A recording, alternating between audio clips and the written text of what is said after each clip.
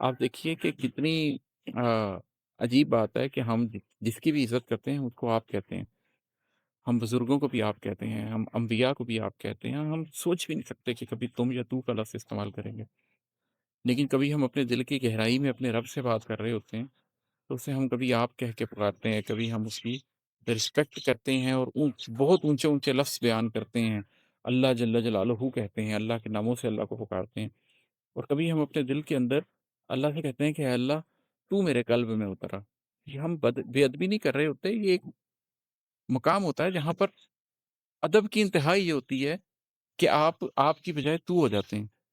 तो एक मकाम होता है खुलूस का, मोहब्बत का, एहतराम का कि जिसके अंदर आप खत्म हो जाता है और तू आ जाता है। तो एहतराम आ गया, खुलूस नहीं, आप तो हो गए थे, तू ना हुए। और है कि एक मुद्दत तुम्हारे साथ रहे, एक मुद्दत तुम्हारे साथ रहे, हो गए तुमसे हूबहू ना हुए।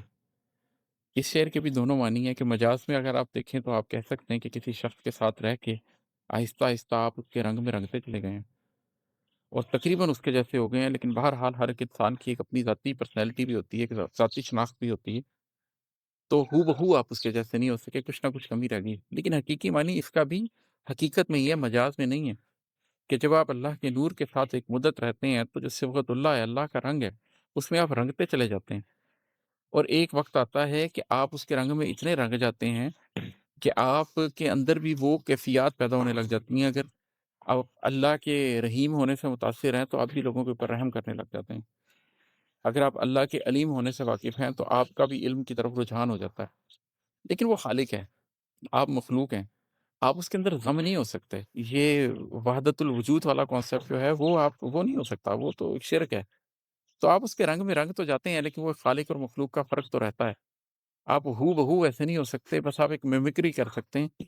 उसके नूर के पीछे चलते हुए किसी न किसी हद तक उसके नूर से कशीद कर सकते हैं, कुछ अपने लिए और अपने आप को भी उस रंग में रंग सकते हैं, किसी हद तक इंसान होने की कैपेसिटी के अंदर।